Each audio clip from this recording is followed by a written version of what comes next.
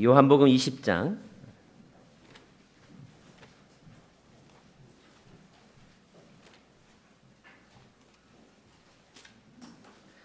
19절에서부터 23절까지의 말씀입니다.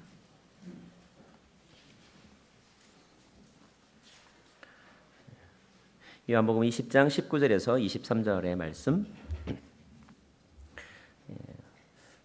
저와 여러분 서로 교독하도록 하겠습니다. 이날 곧 안식 후 첫날 저녁 때에 제자들이 유대인들을 두려워하여 모인 곳에 문들을 닫았더니 예수께서 오사 가운데 서서 이르시되 너에게 평강이 있을지어다. 20절. 이 말씀을 하시고 손과 옆구리를 보시고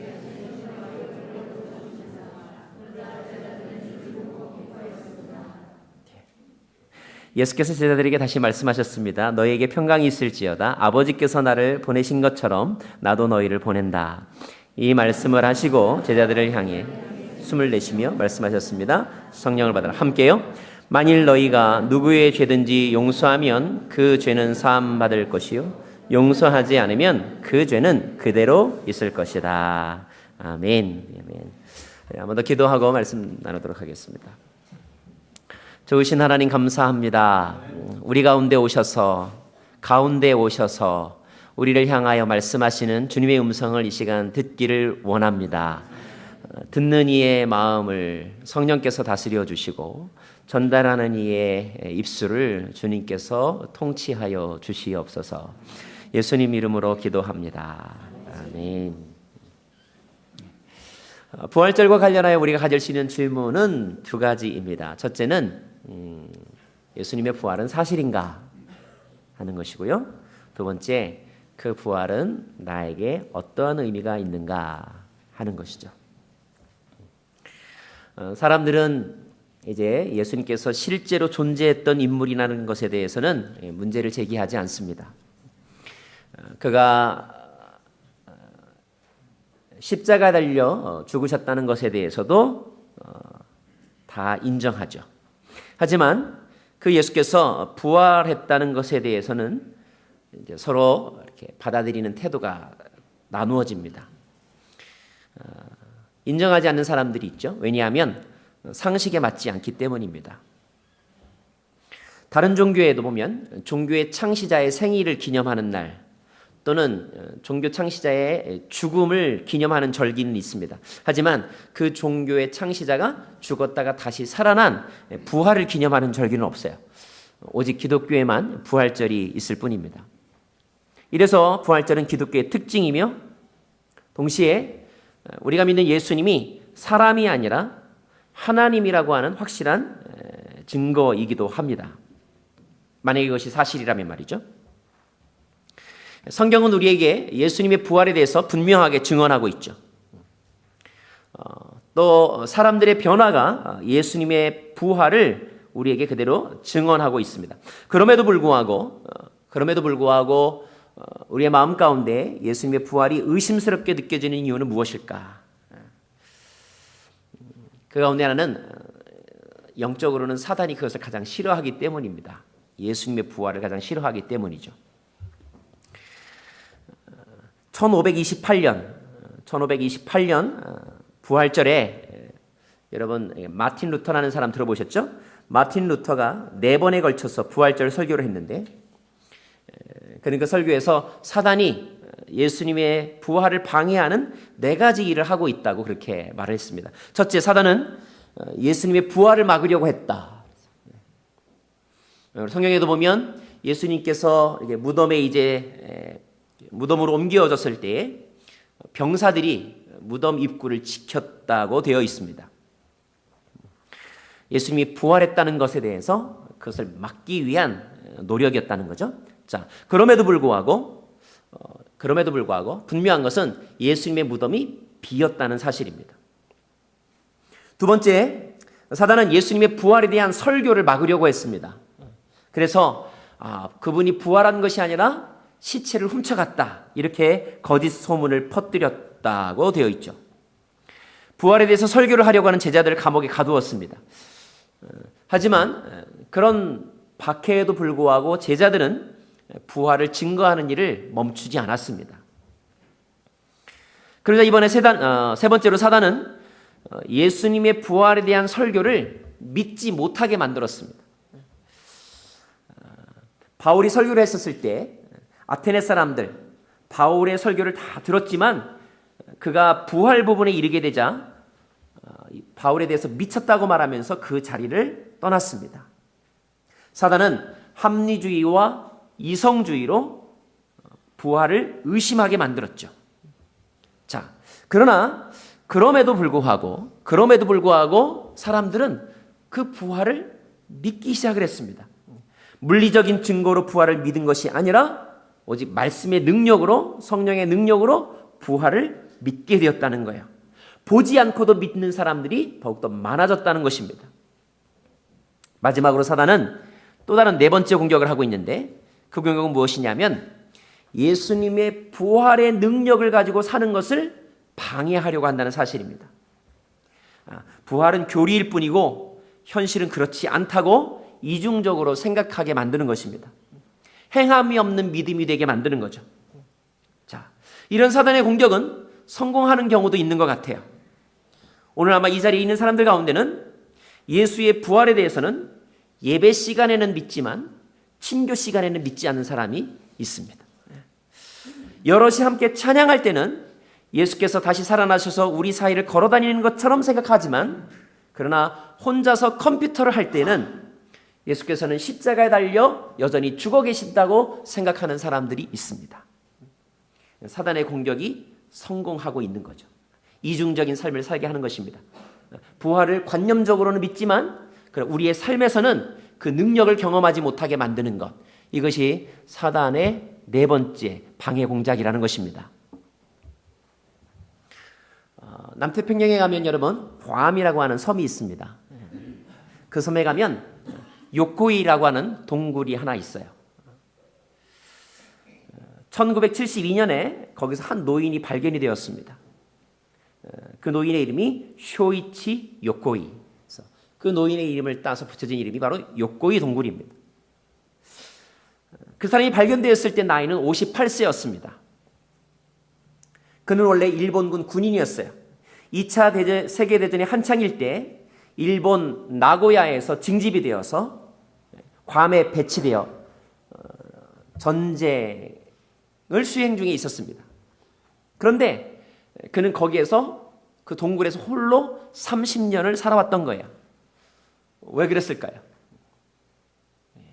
그 노인은 전쟁이 끝났다는 소식을 듣지 못했어요.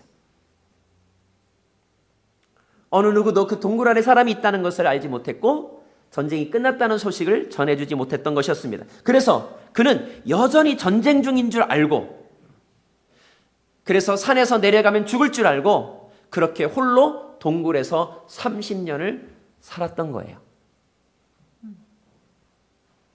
그와 같은 사람들이 우리 가운데도 있다는 것입니다. 부활을 막고 부활이 전해지는 것을 막고 부활에 대한 믿음을 막고 그리고 부활의 능력을 경험하지 못하게 하는 것, 이것이 사단의 공격이라는 거죠. 하지만 그런 사단의 공격에도 불구하고 어떤 사람에게는 전혀 그 공격이 먹혀 들어가고 있지 않습니다. 어떤 사람입니까? 믿음으로 부활을 받아들이는 사람, 그리고 날마다 오늘 주님의 임재를 느끼면서 살아가는 사람들, 그런 사람들이 있고 그 사람들에 의하여 부활의 능력이 점점 더 세상으로 퍼져가고 있다는 사실. 저와 여러분은 오늘 그 부활의 사실과 그 부활의 능력을 오늘 나의 사건으로 경험하는 특별한 날이 되기를 간절히 바랍니다. 자, 그 부활이 우리에게 어떤 능력을 주실 것인가? 저는 오늘 말씀을 통하여서 네 가지 부활하신 예수 그리스도께서 주신 선물을 함께 나누고 싶습니다. 자, 먼저 우리 19절 말씀 한 번 더 저와 여러분 같이 읽도록 하겠습니다. 19절입니다. 시작.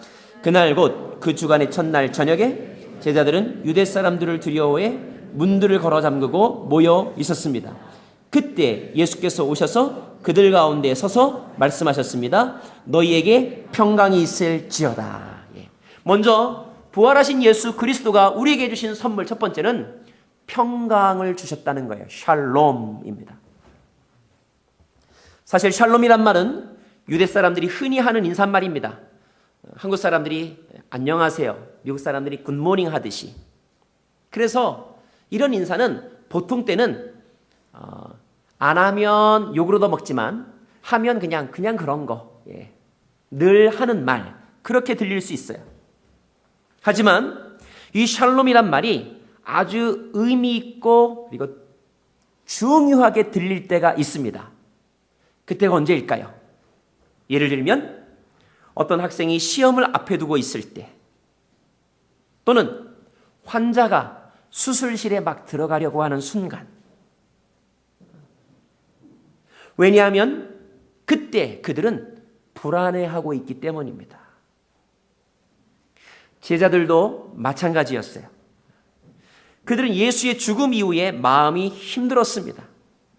불안했습니다. 두려웠습니다.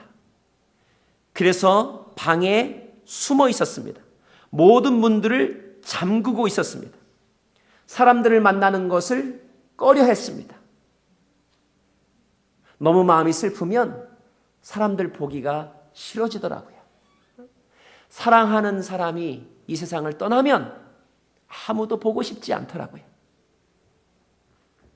밤이 되어도 잠이 오질 않았습니다. 그런 경험을 해보신 적이 있을 거예요. 그런데 바로 그 순간에 주님께서 그들에게 나타나셨습니다. 왜냐하면 예수님은 우리가 불안 속에서 사는 것을 원치 않기 때문입니다. 주님은 여러분이 불안하게 살기를 원치 않으세요. 하나님이 여러분에게 원하는 것은 주님의 평안을 누리기 원하는 것입니다. 그래서 그들의 한가운데, 모인 사람들의 한가운데, 우리의 마음속에 한가운데, in the middle of, 매우 중요한 단어입니다. 한가운데 오셔서 선포하신 거예요. Be peace with you 라고 말씀하신 것입니다. 요한복음 14장 27절 말씀 같이 한번 읽어볼까요? 시작. 내가 너희에게 평안을 주고 간다. 곧 내 평안을 너희에게 준다. 내가 주는 평안은 세상이 주는 것과 같지 않다. 너희는 마음에 근심하지 말고 두려워하지 말라. 저는 지난 한 주간 고난주간 예배를 드리면서 주님의 평안을 경험했습니다. 성도님들의 위로도 제게 힘이 되었고, 홀로 있는 시간도 저에게 어느 정도 힘이 되었지만, 제게 가장 큰 평안이 되었던 것은 하나님이 주시는, 하나님이 내 묵상의 한가운데서, 하나님이 내가 홀로 있는 내 마음속에 오셔서 주님의 평안을 선포하실 때에 저는 모든 것을 이길 수가 있었어요. 오늘 그 주님의 평강이 여러분의 문제 한복판에서 선포되어지기를 바랍니다. 주님은 우리의 감정을 향해 명령하시는 거예요. 우리의 마음에 거짓 평안이 아닌 주님의 평안을 주기를 원하십니다. 축복합니다. 평안하십시오. 아멘. 주의 말씀이 여러분의 마음 가운데 임하기를 바랍니다. 아멘. 두 번째 20절 말씀 읽을까요? 20절 말씀 시작. 이렇게 말씀하신 뒤 예수께서는 제자들에게 자신의 손과 옆구리를 보여주셨습니다. 그러자 제자들은 주를 보고 기뻐했습니다. 주님은 우리에게 기쁨을 회복시켜 주셨습니다. 웃음을 잃어버린 아이들이 있어요. 대화를 잃어버린 부부가 있습니다. 같은 지붕 아래 살지만 남편이 무슨 생각을 하며 사는지, 아내가 누구를 만나고 있는지 서로 관심이 없는 부부들이 있습니다. 온 가족 구성원이 함께 모여서 즐겁게 식사를 해본 적이 아주 오래된 옛날 이야기 같은 그런 가정도 있습니다.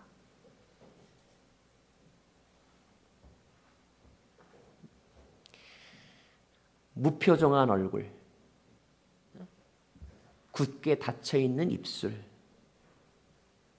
무관심, 로봇과 같은 삶. 그런데 주님은 그것을 원치 않으세요. 하나님은 우리가 살아있기를 원하시는데 살아있다고 하는 증거 가운데 하나는 웃는 인생이 되기를 원하신다는 거예요. 기쁨을 누리기를 원하신다는 것입니다. 제자들은 우울했어요. 예수님을 상실한 아픔 때문이었습니다. 그런데 오늘 주님이 그들에게 나타나셔서 기쁨을 회복시켜 주신 거예요. 제자들이 주를 보고 기뻐했다고 했습니다. 기뻐하는 사람의 얼굴 표정이 무엇일까요? 이거일까요? 아닐 거예요. 미소를 짓는 것일 거예요. 유명한 신학자 데일 브로나고 하는 사람이 어린아이들에게 부활절을 설교할 기회가 있었다고 합니다. 신학교 교수가 어린아이들에게 설교하는 것 참 어려운 일입니다. 부활절에 관한 퀴즈를 내었습니다. 자, 여러분, 예수님이 부활하신 후에 제자들에게 나타나셔서 제일 먼저 하신 말씀이 무엇일까요? 그러자 한 아이가 소리를 번쩍 들었습니다.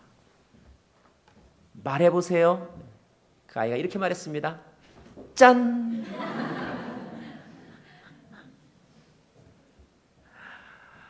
웃으니까 너무 좋습니다. 여러분, 진정한 기쁨은 어디에서 올까요? 인기 개그 프로그램을 보면서도 우리가 웃을 수 있습니다. 하지만 그런 웃음은 그리 오래 가지도 않더라고요. 그때 들었던 유머 써먹으려고 머릿속에 기억했는데 상황이 바뀌면 생각이 나지 않아서 유머를 할 수가 없더라고요. 그러나 진정한 기쁨은 진리를 발견했을 때 주어지는 것입니다. 거짓 웃음이 아니라 진리를 발견한 웃음을 되찾기를 하나님이 원하십니다. 그래서 예수님은 제자들에게 자기 자신을 보여주시고 손을 보여주시고 옆구리를 보여주시고 예수님이 예수인 것을 그들에게 확인시켜 주셨는데 예수님을 예수님으로 바라보는 순간 그들의 마음 가운데 기쁨이 회복되었다는 것입니다. 요한복음 16장 22절 말씀 같이 한번 읽겠습니다. 시작. 너희도 이와 같다. 너희가 지금은 슬퍼하지만 내가 너희를 다시 볼 때는 너희가 기뻐할 것이요 또 너희 기쁨을 빼앗을 사람이 없을 것이다. 오늘 저와 여러분이 기뻐할 수 있는 가장 큰 이유는 예수님을 보았기 때문에, 예수님을 만났기 때문에 우리의 마음이 기뻐지기를 바랍니다. 그 기쁨만이 세상 그 어떤 것으로도 빼앗을 수 없는, 빼앗기지 않는 참된 기쁨, 영원한 기쁨이 되는 거예요.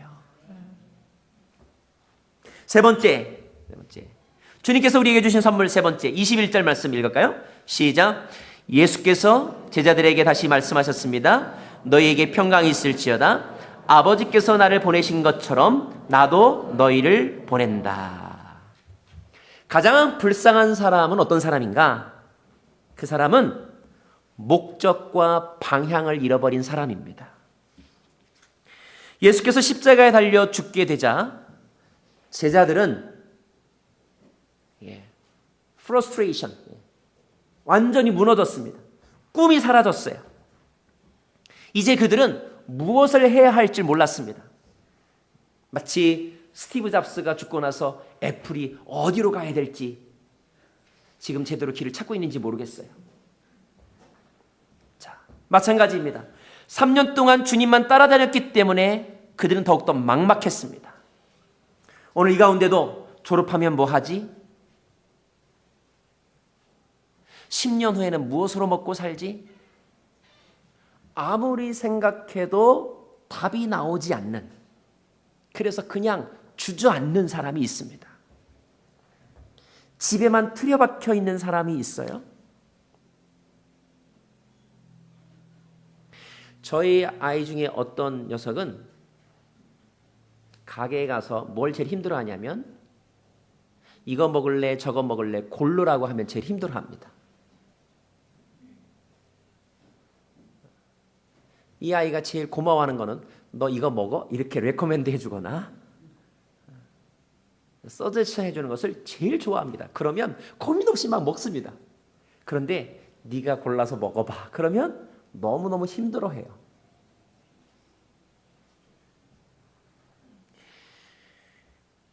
인생에 있어서 영등포로 가야 될지 청량리로 가야 될지 결정할 수가 없는 사람이 있어요.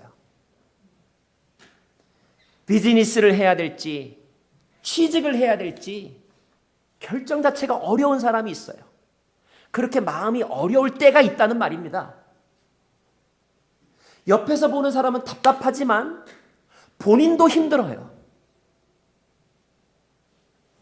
확신이 없는 자기 자신이 힘들고 알 수 없는 미래가 불안하기 때문에 본인도 힘든 것입니다. 오늘 제자들이 그러했어요. 여기 머물러 있지만 여기가 좋아서가 아니라 단지 어디로 갈지 몰라서 여기 머무르고 있는 거예요. 그런데 오늘 주님께서 그들에게 나타나셔서 뭐라고 말씀하시냐면 내가 너희를 보내겠다 말씀하십니다. 이 말을 다른 말로 하면 너희들이 갈 곳이 있다는 거예요. 너희들이 할 일이 있다는 것입니다.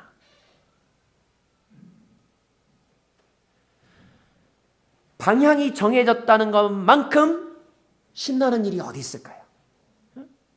자, 예수님께서 그들에게 처음으로 가라고 하신 곳은 어디냐면 마태복음 28장 7절 말씀 읽어볼까요? 시작. 그리고 빨리 그분의 제자들에게 예수께서 죽은 사람 가운데서 살아나셨고 너희보다 먼저 갈릴리로 가시니 그곳에서 너희가 예수를 보게 될 것이라고 말하라. 첫 번째 갈릴리로 가라고 말씀하십니다. 갈릴리. 그 다음에 말씀하신 곳이 있어요. 마태복음 28장 18절 말씀 시작.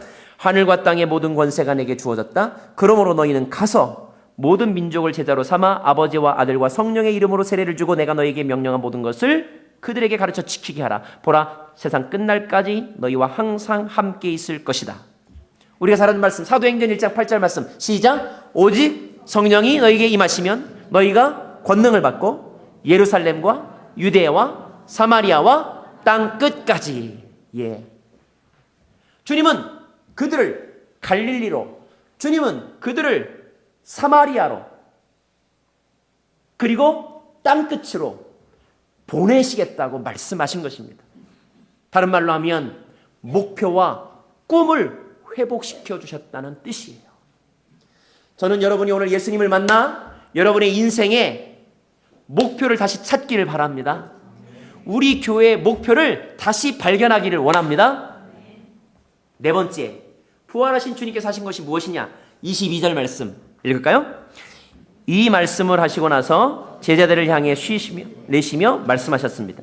성령을 받으라. 만일 너희가 누구의 죄든지 용서하면, 다시 23절 시작.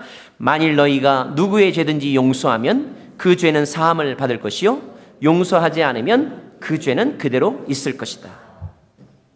성령을 말씀하십니다. 성령은 예수의 영이죠. 자, 예수님이 어떤 분입니까? 지금 죽음을 이기고 다시 살아나신 분이십니다. 그런데 죽음을 이기신 그분이 우리에게 그분의 영을 부어주신다는 것은 우리로 하여금 죽음을 이길 수 있는 능력을 제자들에게 주신다는 거예요. 죽음의 최대의 무기는 두려움입니다. 다시 말하면 두려움을 이길 수 있는 능력을 우리에게 주신다는 거예요. 그런데 제가 오늘 이 말씀을 다시 한번 이렇게 준비하면서 묵상해 보면서 주님이 그들에게 주신 능력이 구체적으로 무엇인가에 대해서 살펴보았어요. 귀신을 쫓아내는 능력? 아닙니다. 병을 고치는 능력? 아닙니다. 오늘 23절에서 나오는 단어, 중요한 단어가 있어요. 여러분 그게 뭔지 아세요? 바로 무엇입니까? 용서입니다. 용서. 부활하신 주님이 저와 여러분에게 주시는 가장 큰 능력은 용서할 수 있는 힘, 이걸 주셨다는 거예요. 세상을 살아가면서 가장 힘든 게 뭔가 생각해 봤어요. 나를 힘들게 한 사람을 용서하는 게 제일 힘들더라고요.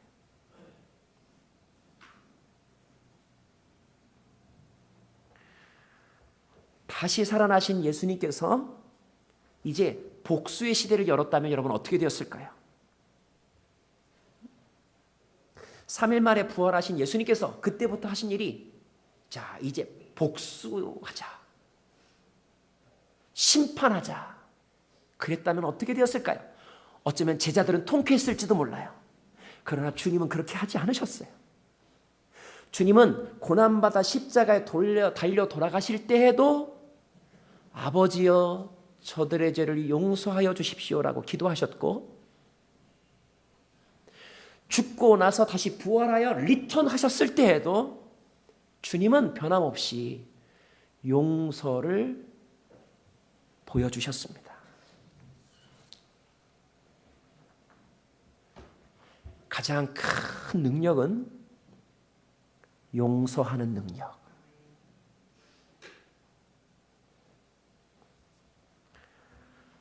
용서를 넘어서지 못하면 사랑이 아닙니다. 그리스도인의 모든 덕은 용서해서 시작되는 거예요. 모든 갈등의 문제 해결 역시 용서함으로만 가능하더라고요.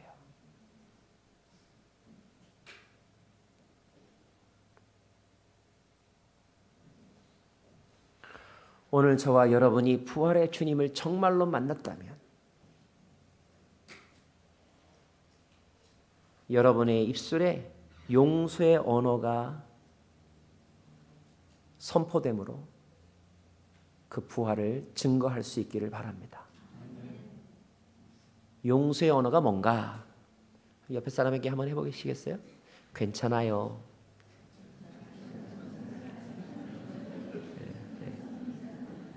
또 한번 해볼까요? 그럴 수도 있지요.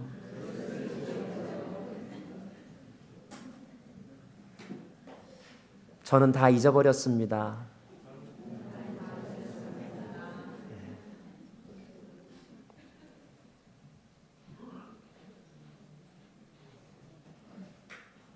영상 하나를 여러분과 함께 보고 싶습니다.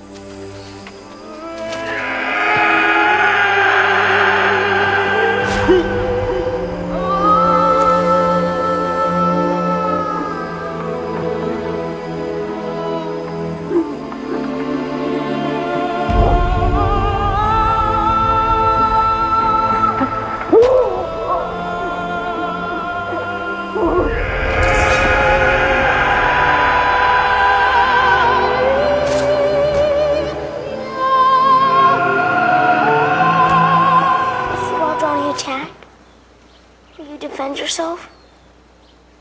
Will you use your guns? Son, we can't shoot the Wadani. They're not ready for heaven. We are. Promise me one thing. Just one. One thing. Sound like your mother.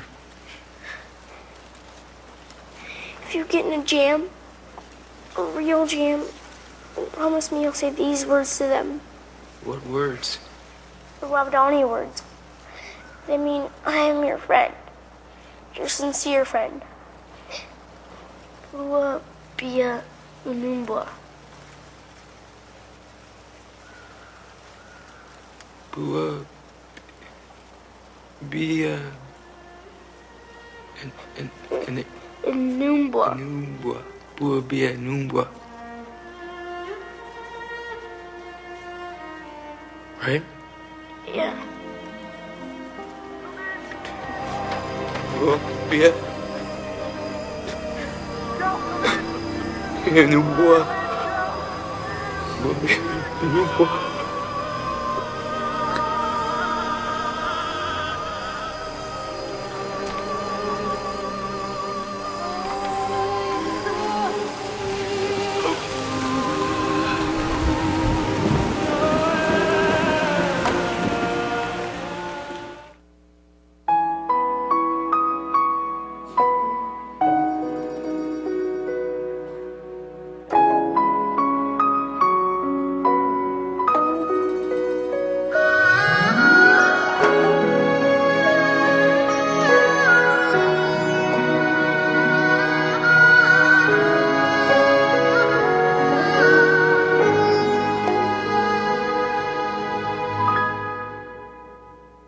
주님이 홀로 가신 그 길 나도 따라가오 모든 물과 피를 흘리신 그 길을 나도 가오 험한 산도 나는 괜찮소 바다 끝이라도 나는 괜찮소 죽어가는 저들을 위해 나를 버리길 바라오 아버지 나를 보내주오 나는 달려가겠소 목숨도 아끼지 않겠소 나를 보내주오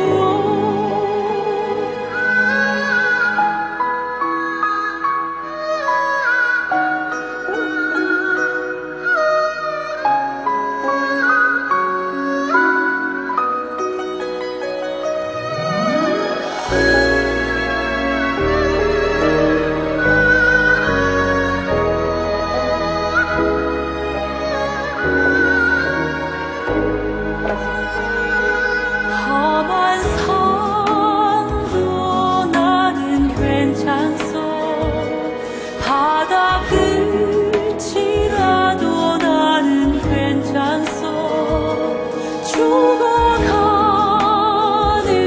저들을 위해 나를 버리길 바라오 아버지 나를 보내주오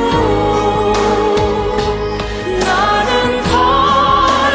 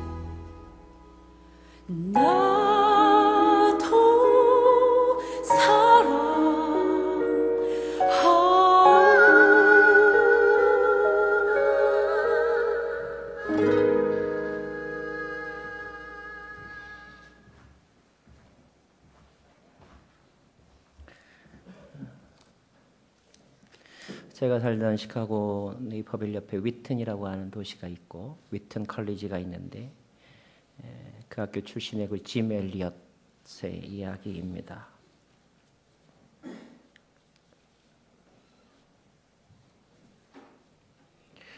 용서는 부활의 주님을 경험한 사람만이 할 수 있는 영적인 능력입니다.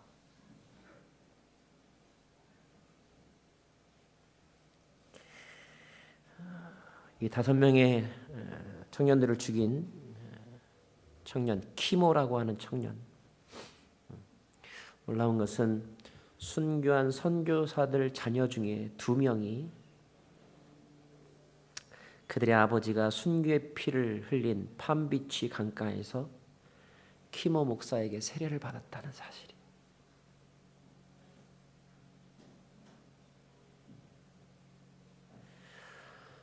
부활의 주님을 경험하지 않으면 일어날 수 없는 사건이 바로 용서인 것입니다. 그리스도는 우리에게 잃어버린 능력, 우리는 복수의 능력을 가지고 있어요. 우리는 정의를 실현하고자 하는 능력을 가지고 있습니다. 그럼 우리가 잃어버린 능력, 용서의 능력, 그 능력을 다시 회복시키기 위해서 부활하신 모습으로 우리 가운데 오신 것입니다. 이제 우리는 그 부활의 주님을 경험함으로 용서의 능력, 선을 행할 수 있는 능력, 천국을 만들어갈 수 있는 능력을 얻게 될 것입니다. 마태복음 16장 19절 말씀, 예수님께서 교회에 대해서 하신 말씀인데 같이 한번 읽겠습니다. 시작. 내가 내게 하늘나라의 열쇠를 줄 것이다. 무엇이든 내가 땅에서 매면 하늘에서도 매일 것이요 내가 땅에서 풀면 하늘에서도 풀릴 것이다. 오늘 이 거룩한 부활주일에 우리 이렇게 고백했으면 좋겠습니다. 저를 한번 따라서 해볼까요? 내 안에 용서할 수 있는 능력이 있습니다. 믿으십니까? 부활하신 그리스도께서 우리 안에 용서할 수 있는 힘을 주셨습니다. 오늘 그 힘을 우리의 원수된 자들에게, 여러분을 힘들게 하는 자들에게 선포하는 시작의 날이 되기를 바랍니다. 어떤 시인의 제목처럼 사랑하라 한 번도 상처 입지 않은 것처럼, 사랑하라 한 번도 상처 입지 않은 것처럼 그렇게 살아가는 저와 여러분 되기를 간절히 바랍니다. 함께 찬양하고 싶습니다. 주님과 더불어 시작된 새로운 삶을 고백하고 싶습니다. 시작된 내 우리 주님의 능력이 나의 삶을 다스리고 새롭게 하네.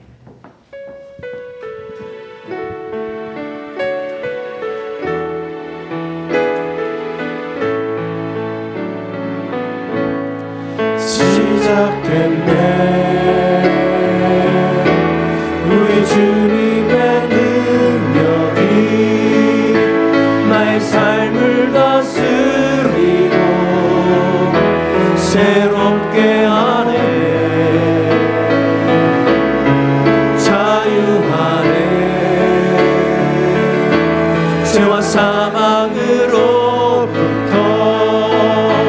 나의 삶은 변하구나. 충만하네. 시작됐네. 시작됐네. 우리 주님의 능력이 나의 삶을 다스리고 새롭게 하네. 자유하네. 죄와 사망으로부터 나의 삶은 변하구나.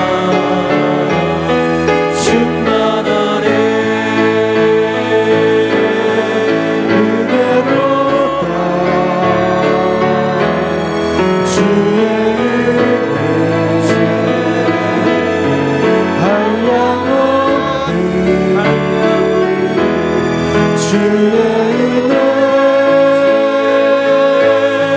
은혜로다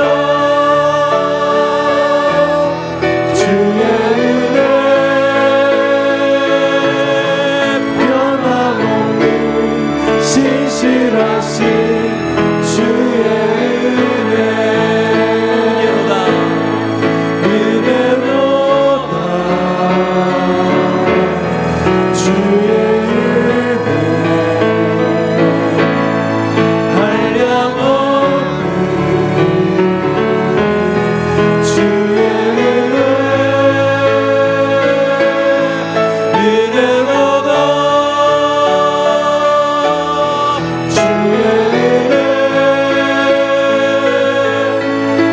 변함없는 신실하신 주의 은혜.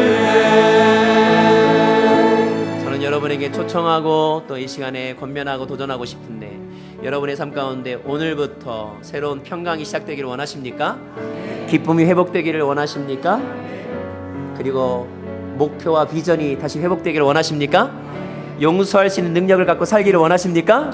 그렇다면 믿음으로 선포하시고 주님과 함께 동행하시면 됩니다. 다 함께 일어나서 한 번 더 찬양하겠습니다. 시작됐네 우리 주님의 능력이 나의 삶을 다스리고 새롭게 하네 자유하네 죄와 사망으로부터 나의 삶은 변하구나 충만하네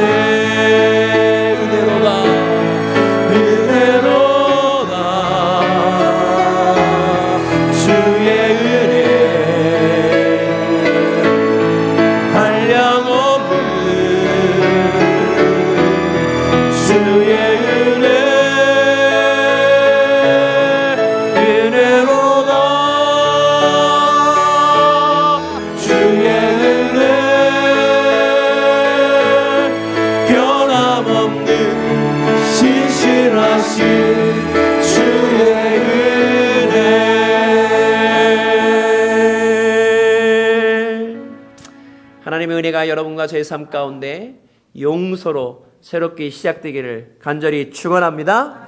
능력 주신 하나님께 우리 감사와 영광의 박수를 드리겠습니다. 아멘. 함께 더불어 찬양할 때 생명이 주께 있음을 찬양하기를 원합니다. 생명은 누구에게 있습니까? 예수님께 있습니다. 함께 찬양하겠습니다.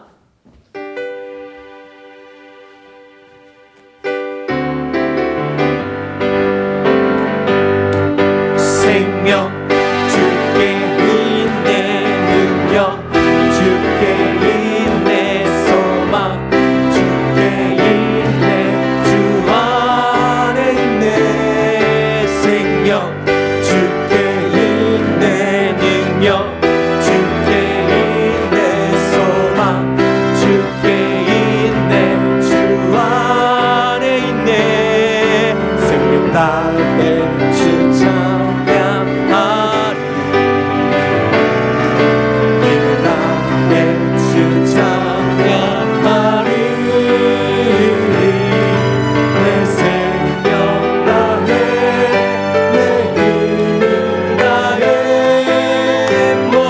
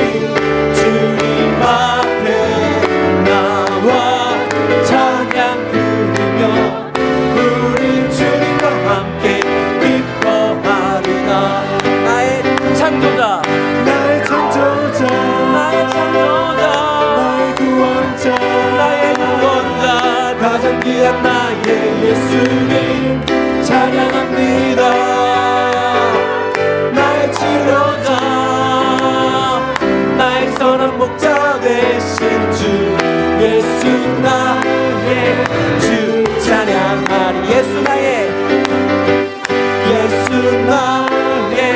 주 찬양하리. 다시 한번 예수 나의 주 찬양하리. 제가 원래 이 찬양 준비할 때 막 신나가지고 막 웃으면서 막 춤추면서 찬양하려고 그랬는데 여러 가지가 미리 안 갖춰져가지고 실수가 있었어요. 실수를 용서하면서 우리 기왕이면 기쁘게 찬양해야 되지 않겠습니까? 웃으면서 찬양해야 되지 않겠습니까? 우리 옆에 사람에게 우리 하이파이브 하면서 주님이 살아나셨습니다. 기뻐하십시오. 한번 선포하겠습니다. 그리고 우리 기왕이면 기쁘게 찬양합시다. 아멘. 힘있게 찬양합시다. 아멘. 우리 한번 생명 죽게 있네 기뻐하며 함께 노래 부르리. 다시 한 번 더 하겠습니다. 반주 잘해주세요. 자, 준비됐습니까? 우리 하나님께 먼저 기쁨과 영광의 박수 한번 올려드리겠습니다. 아멘.